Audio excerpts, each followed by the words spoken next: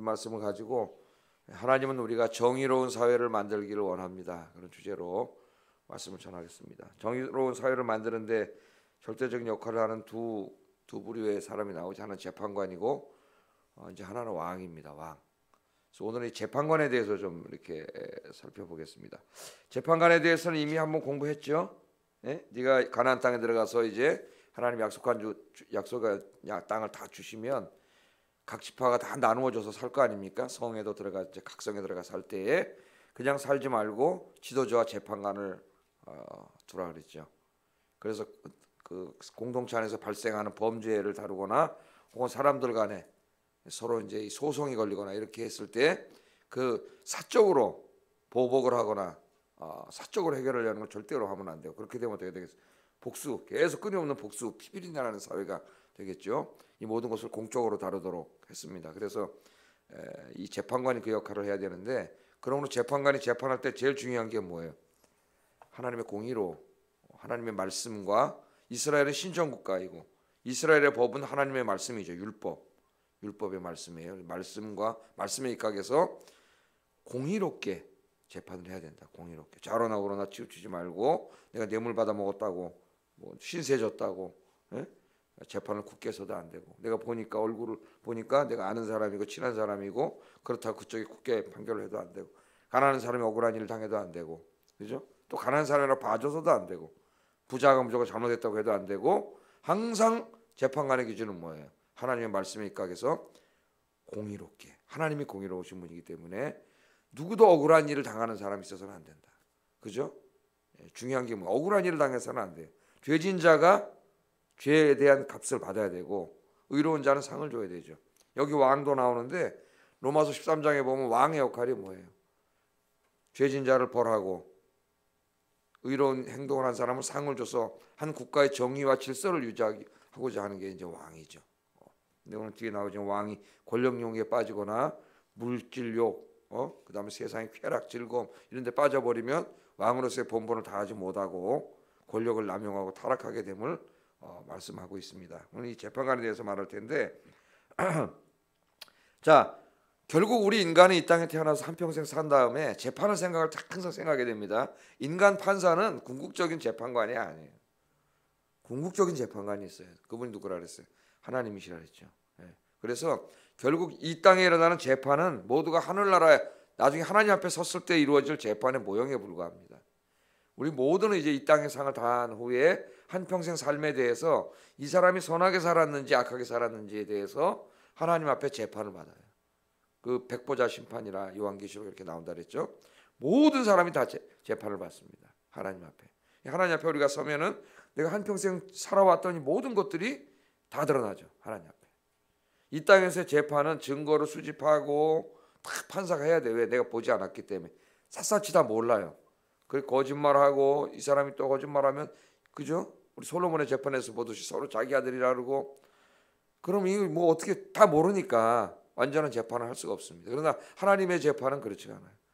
하나님의 재판, 하나님 모든 걸 다 알고 계시고 우리의 속마음까지도 다 알고 계셔서 하나님은 공의로운 재판을 하세요. 조금 더 치우치지 않는. 그래서 정말 무서운 거는 어디 섰을 때입니까? 하나님 앞에 섰을 때가 제일 두려운 거죠. 그래서 우리가 늘 어떻게 살아야 돼요? 하나님 앞에 섰을 때 내가 어떤 모습으로 설 것인가?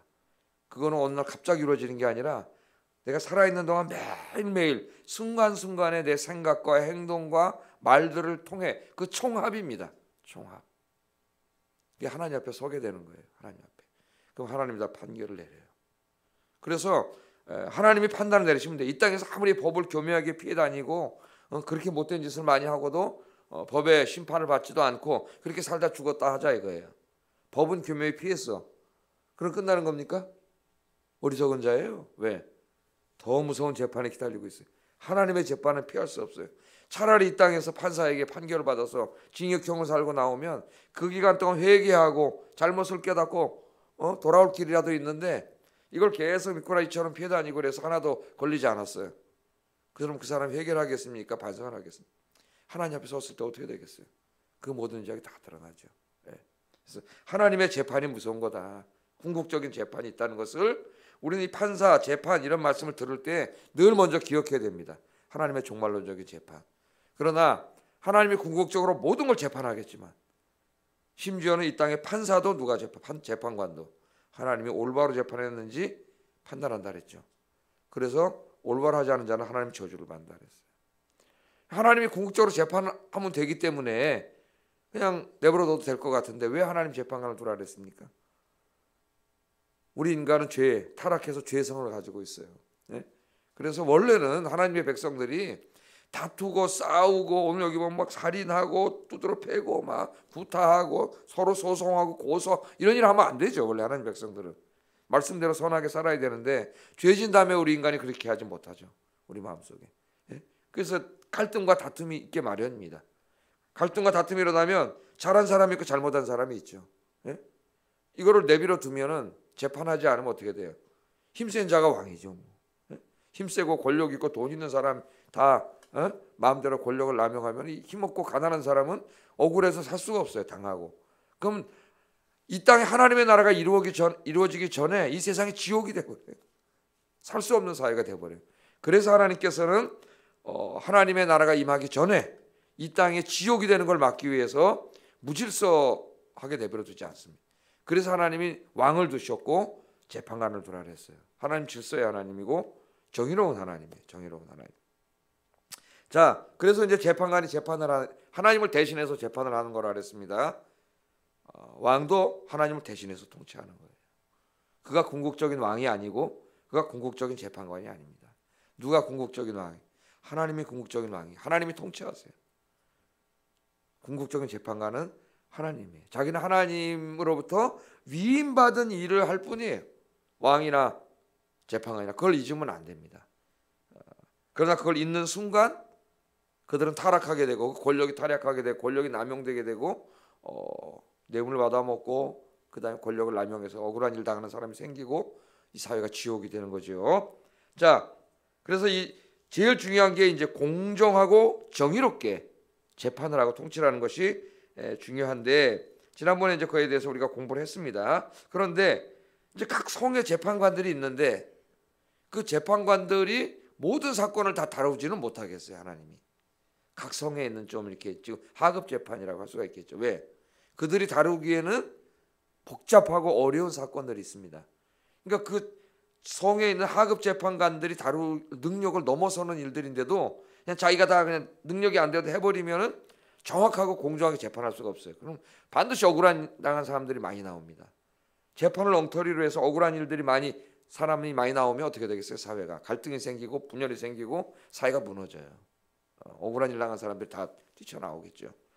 그래서 그런 어려운 일이 생겼을 때는 각 성에 있는 재판관들이 하지 말고 그 일을 담당할 재판관을 따로 뒀어요. 어디다 뒀어요? 성전에 와서 그 성전에 중앙재판관들이 있습니다. 우리나라로 말하면 지금 뭐 대법원이라고 할 수가 있겠어요.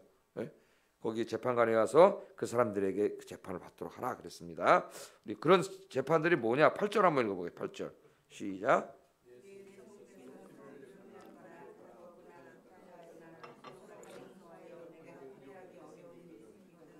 네 하나님 여호와께서 택하실 곳으로 올라가서 그죠? 여기 피를 흘렸다는 것은 살인 사건 같은.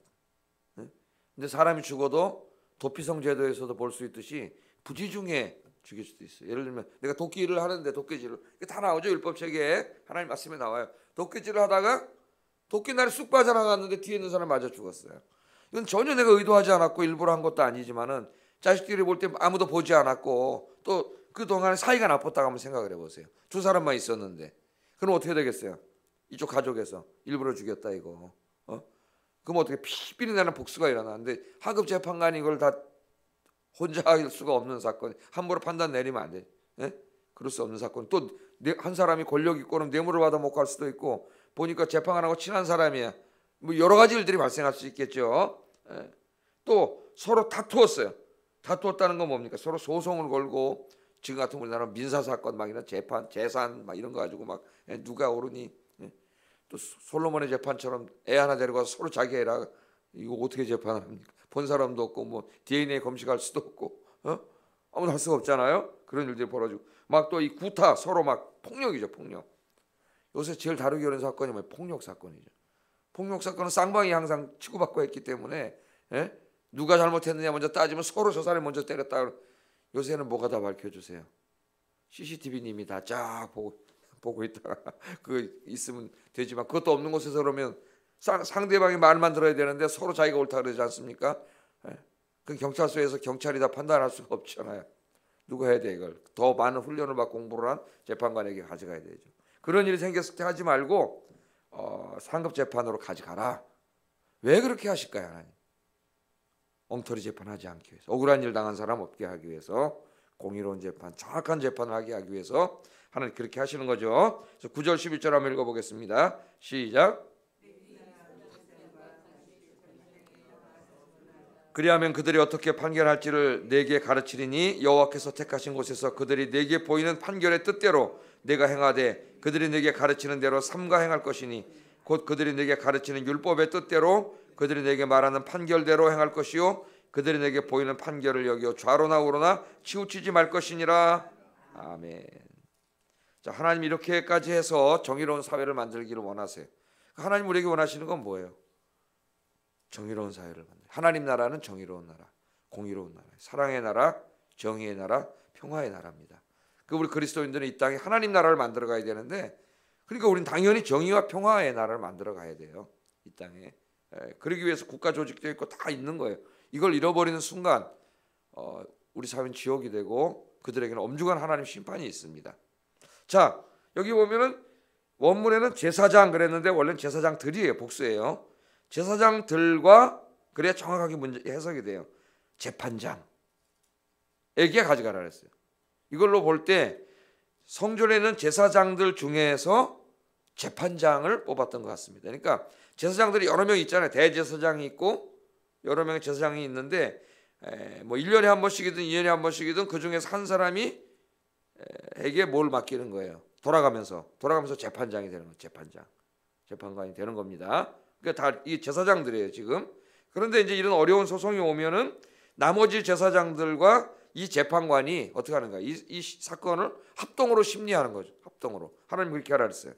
합동으로 심리를 해가지고 합동 판결을 내려. 지금 대법원이 그렇게 간단한 사건 한두 명이 하지만 중요한 사건은 대법원 9명입니까? 전원이 합동으로 심리를 해가지고 합동 판결을 내리죠. 우리 헌법재판회 같은 곳은. 왜 그래요? 사안이 너무 중요하고 복잡하기 때문에 한두 사람의 능력으로 할 수가 없어요. 전문가 여러 명이 연구를 해가지고 쫙 왜 이러는 거예요? 다 정의로운 재판, 공의로운 재판을 위해서 하는 거예요. 정확하게 실수하지 않고 그래야 정의가 이루어져요. 네? 하나님이 그걸 하라 그런 거예요. 다 여기서 배운 거예요. 사람들이 지금 이미 만들어 놓은 거. 이미 하나님 그렇게 하라고 하나님 다 말씀하셨습니다. 자, 그 이스라엘 사회는 특별히 신정 사회고 그 법이 하나님의 말씀이에요. 율법. 누가 율법에 오르냐 하는 거 중요합니다. 그런데 지금은 나뉘어 있죠. 교회와 세상이 나뉘어 있어요. 그죠? 그 세상은 하나님 율법으로 재판하지 않아요. 하나님의 말씀으로. 판사가 앉아가지고 성경 말씀에 너는 위반했으니까 이러지 않잖아요. 뭐가 있어요 대신? 우리 대한민국 헌법이 있죠. 헌법. 그래서 그 법을 전공하고 공부해가지고 법에 따라서 판단을 하고 우리 그리스도인들도 헌법을 지켜야 되지만 우리는 더 중요한 또 하나님의 법이 있어요. 우리 안에. 그러나 이스라엘은 그게 같은 거죠. 두 개 같아요. 지금은 나뉘어져 있지만 세속정부랑.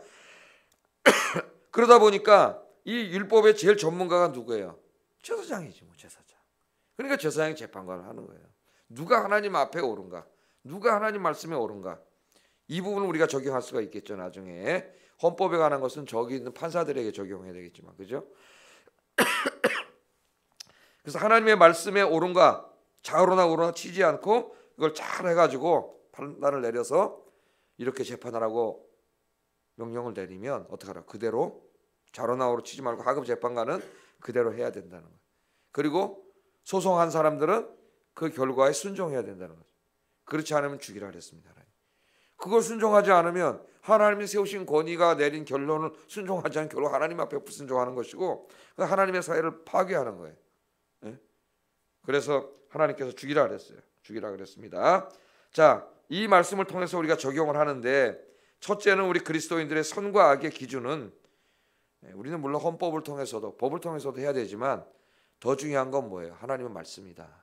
하나님 말씀. 하나님 말씀이 위고 그 밑에가 도덕과 윤리고 그 다음이 밑에가 법이에요. 법보다 더 중요한 건 도덕과 윤리고 도덕과 윤리보다 더 중요한 건 하나님의 말씀이에요. 하나님의 말씀.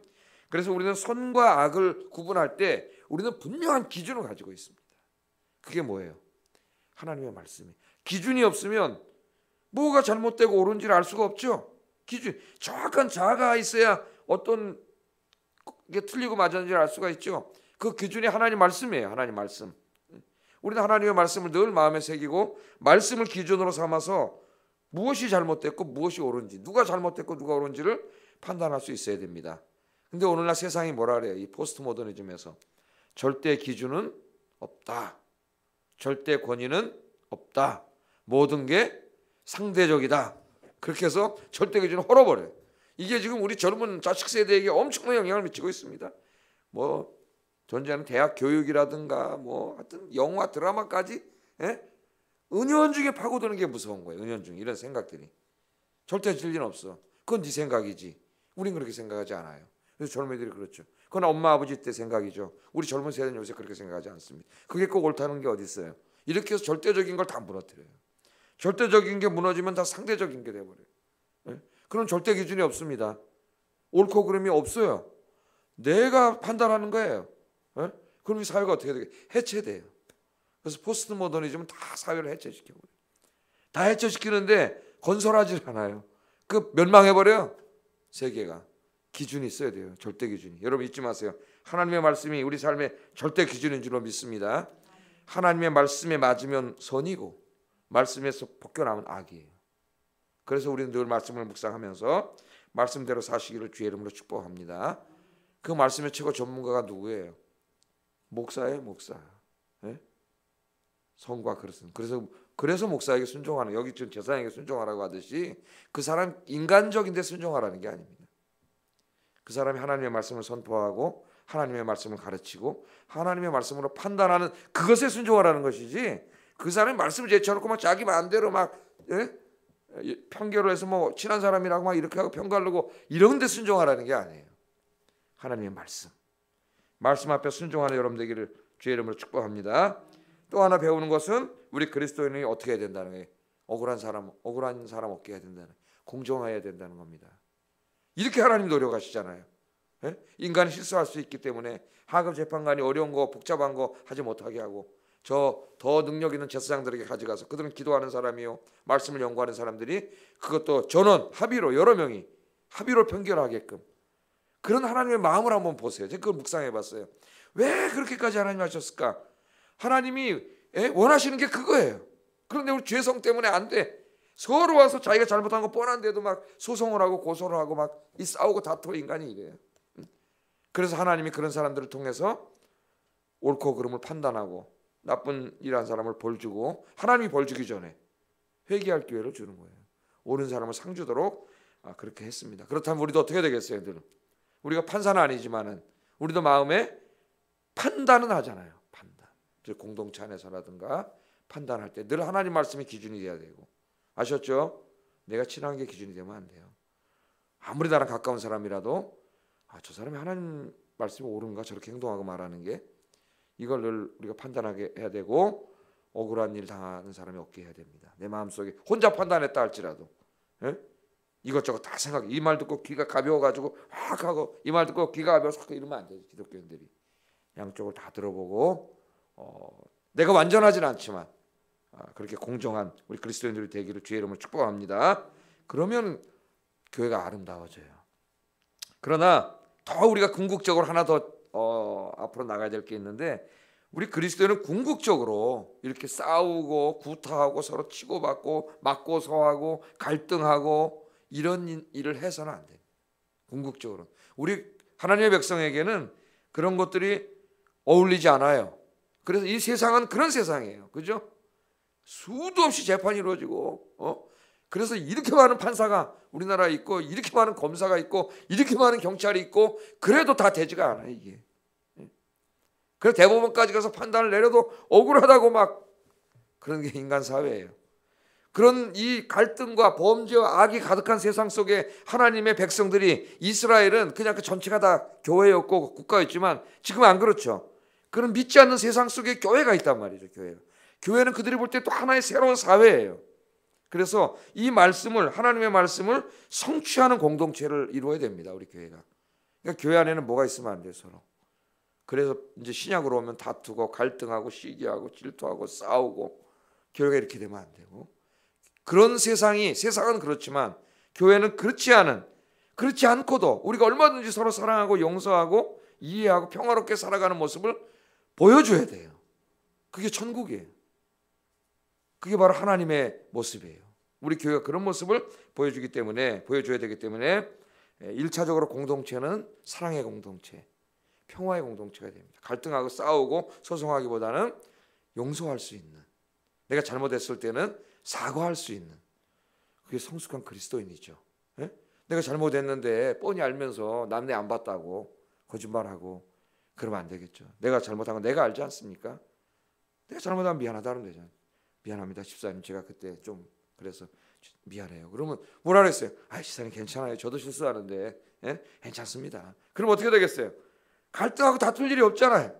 싸울 일이 없어요. 아름다운 사회를 이루어요. 우리 교회가 그렇게 되기를 바랍니다. 만약에 그래도 갈등이 생기면 교회 안에서 뭐가 있어요? 당회가 있고 담임 목사님이 있어요. 말씀 안에서, 공동체 안에서 그렇게 해결을 하면 됩니다. 이게 순종하지 않는 게 문제죠. 그러나 어떤 사람은 순종하지 않고 교회 공동체 안의 문제를 세상의 법정으로 가져가요. 이게 지금 우리 한국 교회에 비일비재합니다. 비일비재. 그것도 목사 장로들이 주로 그런 짓을 해요. 세상 법정으로 가져가요. 이 총회는 신학교도 그래가지고 세상 법정에서 판결을 내려가지고 지금 이 우리나라에 그래도 제일 교단 규모가 크다는 대한예수교 장로교 합동 측, 거기서 직영하는 신학교의 이사들이 지금 누가 이사가 되는지 아십니까, 여러분? 관선 이사들이 내려와서 믿지 않는 변호사, 다른 대학, 서울대학 교수, 이런 사람들이 지금 신학교로 운영하게 돼 있어요. 이걸 해가지고 임기가 2년인가 얼마인가 그러는데 그 사람들이 관선 이사가 내려왔습니다. 저는 우리 교단 지금 창립 이후에 가장 치욕스러운 일이라고 생각합니다. 나는 그렇게 생각해요. 그거 잘했다고 또 지가 교수로서 좋은 자리 차지하게 됐다고 좋아하는 교수도 있어요. 나한테 전화해가지고, 야, 저런 놈이 어떻게 신학교에서 애들 가르치는 교수인가, 그렇게 목사하고, 그런 생각이 들어요. 나는 신사참배 이후에 최고 치욕스러운 일이라고 생각합니다. 대한민국 이 대한예수교 장로회 총회에 거기 수많은 목사님들과 그 신학을 공부한 신학 교수들이 있는 그 사회가 그 문제를 해결하지 못해가지고 세상 법정에 고발해가지고 정부에서 교육부에서 내려와가지고 이사를 다 해임시키고 총장 구속되고, 믿지 않는 그 사람들이 지금 이사예요. 재단 이사가 돼가지고 지금 신학교를 그 사람들이 운영한다니까. 지금 목사님들을 만드는 그것의 결정을 믿지 않는 자들이 와서 이사가 됐어요. 신사참배와 이 두 사건이 나는 우리 교단의 최고의 치욕이라고 생각합니다. 얼마나 부끄러운 일이에요. 하나님 그렇게 하지 말라 그랬어요. 여러분 성경 한번 찾아보세요. 고린도전서 6장 5절 8절 찾아보겠습니다. 성경을 안 읽는 것 같아 이 사람들이. 고린도전서 6장 5절 8절.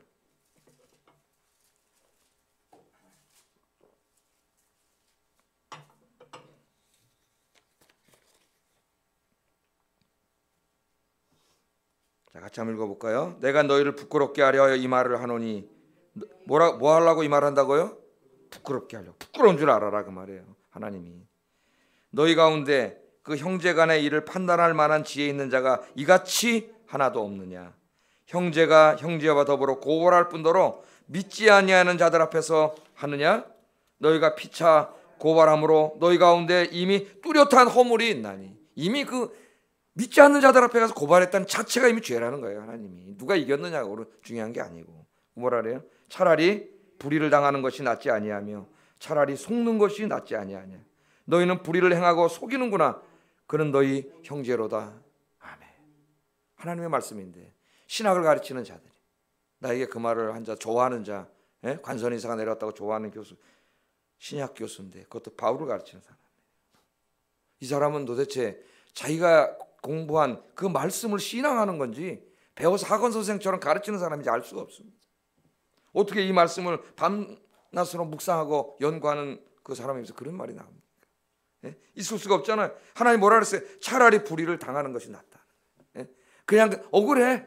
나 억울하니까 일반 재판장 가서 고발할래. 그 자체가 이미 큰 죄, 더 큰 죄. 하나님 영광 가리는. 차라리 억울함을 당하라는 거예요. 그냥. 예? 차라리 속는 거, 그래, 그냥 차라리 속는 게 낫다는 거예요. 왜? 그 사람 누구냐? 네 형제가 아니냐. 형제. 어떻게 니네 교회 안에, 총회 안에, 노회 안에, 우리 노회도 마찬가지잖아요 지금. 재판에 가서 고발해가지고 거기서 판사가 판결 내려줬다 그거 보내가지고 교회마다 내가 옳다고 이런 짓을 하는 사람들이 다 목사예요 지금. 목사. 어제 저희 사람하고 얘기 나누면서 그랬습니다. 성경 얘기하다. 야, 정말 하나님 말씀대로 사는 사람이 없네. 예? 가르치는 자들조차도 말씀을 중요하게 여기고 말씀대로 순종하려는 자가 진짜 눈을 씻고 비워봐도 없는 것 같아요. 잘 없는 것 같아요. 이게 안타깝죠. 다시 2절 3절을 보세요. 하나님 왜 그러셨는지, 우리 성도가 어떤 사람인지 고린도전서 6장 2절 3절 읽어보겠습니다. 시작.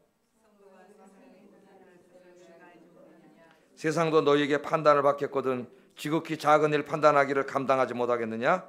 우리가 천사를 판단할 것을 너희가 알지 못하느냐? 그리하거든 하물며 세상 일이랴. 아멘. 성도 보고 뭐라? 너희가 세상을 판단할 것을 알지 못하느냐? 나중에요 성도님들이 하나님의 백보자 심판대에서 이제 의롭다 칭함을 받은 다음에 하나님의 성도들이 뭐 하는지 아세요? 여러분들이 이 땅의 판사들을 판단해요. 여기서는 판사가 우리를 판단하지만 우리는 누굽니까? 세상의 판사들이, 위정자들이, 왕들이 하나님의 말씀에 입각해서 올바로 통치를 했고 재판을 했는지를 판단할 자들이라는 것을 왜 알지 못하냐 그 말이에요. 성도가 됐다는 게 어떤 것인지를 알지를 못해. 그리스도인들이 목사라는 자들도, 신학교 교수라는 자들도 알지를 못해요. 너희가 바로 누구라고요? 세상을 판단할, 세상을 재판할 사람들이라는 거예요. 성도. 그런 자부심을 가지고 살아야 돼요 여러분. 예? 그거 믿지 않는 자 밑에 가서 무릎을 꿇고 목사 장로가 누가 옳은지 판단해 주세요. 그런 한심한 짓이 어디 있습니까? 예? 하나님이 차라리 억울한 일을 당하는 게 낫지 않느냐. 그런 부끄러운 짓을 하느냐. 하나님 그렇게 말씀하지 않습니까 여기? 예? 세상도 너에게 판단을 받거든 지극히 작은 일 판단하기를 감당하지 못하겠느냐. 우리가 천사를 판단할 것을 알지 못하느냐. 천사도 판단. 그러거든 하물며 세상 일이랴. 자기가 하나님의 자녀 됐고 성도가 됐다는 걸 너무 하찮은 것으로 여겨요. 그리스도인들이. 누가 된 겁니까? 나중에 저 판사도 왕도 다 그 사람들을 판단할 사람이에요. 재판할 사람이에요. 우리 성도들이. 우리가 이 말씀은 절대로 잊으면 안 되겠습니다. 그래서 우리 교회에서 작년인가 앞으로 총회, 이 교회와 노회 총회 일을 일반 법정으로 가지고 가는 자는 5년인가 3년인가 정직하도록 했습니다. 이제 정직, 공직에 못 나오게 만들어놨어요. 그렇게 내가 읽어보니까 작년 건가 읽어보니까 읽더라고요. 많은 것들을 다 읽어봤어. 하도 이 재판과 노예 싸우고 그래가지고 내가 다 읽어봤어요. 눈이 아파 죽겠는데 그 결정한 게 1000가지 넘어. 다 생애로 그렇게 다 읽어봤어요. 그런 결정들을 내렸더라고. 다 잊어먹었겠지만은. 예? 가져간 자들은 제가 정치를 안 해서 그렇지 다 5년 동안 앞으로 공직에 못 나오게 할 수 있어요. 정말 내가 정치에서 나가서 그렇게 하면은. 내가 총신대학에 가서 한 2번 설교를 한 적이 있는데 내가 한 번 더 불러줬으면 좋겠어요. 근데 안 불러줄 것 같아. 한 번 더 불러주면 내가 가서 이거 설교하려고 그래. 가장 이 총회 교수들 다 앉아있는 데서 내가 가장 부끄러운 치욕적인 일에 대해서 그걸 치욕스럽게도 여기지 못하는 그 자들을 어떻게 해야 되는지 너무 마음이 안타깝습니다. 우리 하나님 말씀, 여러분 말씀을 기준으로 삼아서 말씀 앞에 순종하고 교회 안에 작은 일들이 인간이가 생길 수 있지만 그 안에 그렇게 훌륭한 목사님들이 있고 교수님들이 있고 교회 안에 그런 훌륭한 장로님들이 있고 권사님들이 있는데 그걸 하나 너희끼리 해결하지 못해가지고 그걸 법정으로 가져가냐. 하나님 그 말씀이에요. 그럴 바엔 차라리 억울한 일을 당하는 게 낫고 속는 게 낫다. 우리 잊지 마시고 특별히 우리 교회가 이렇게 하나님의 사랑과 용서와 이해로 가득한 평화로운 교회, 그런 교회를 만드는 일에, 하나님 나라를 만드는 일에 힘쓰시기를 주의 이름으로 축복합니다. 기도하겠습니다. 말씀을 생각하면서 기도하겠는데 여러분 우리가 좀 큰 기도를 합시다. 우리 총회와 신학교, 목사님들을 만들어내는 신학교, 그 믿지 않는 자들에 의해서, 믿지 않는 변호사, 믿지 않는 교수, 이사장이 내가 알기로 서울대학 무슨 교수인 걸로 알고 있어요. 예? 이런 부끄럽고 치욕스러운 일을 부끄러운 줄도 모르는 교수로서 내 자리가 이제 더 이렇게 위상이 좋아졌다고 좋아하는 이런 한심한 인간들을, 내 미안하지만 그 사람들한테 이 한심한 일을 위해서, 교단을 위해서 여러분 기도하시고, 우리가 하나님 말씀을 사랑하고 말씀대로 살게 하시고, 이 교단이 말씀 안에서 하나 되고 정말 세상에 사랑과 이해와 용서, 평화가 가득한 하나님 나라를 보여줄 수 있는 교단, 교회가 되게 해달라고, 또 나의 삶이 그런 삶이 되게 해달라고 기도하겠습니다. 사랑과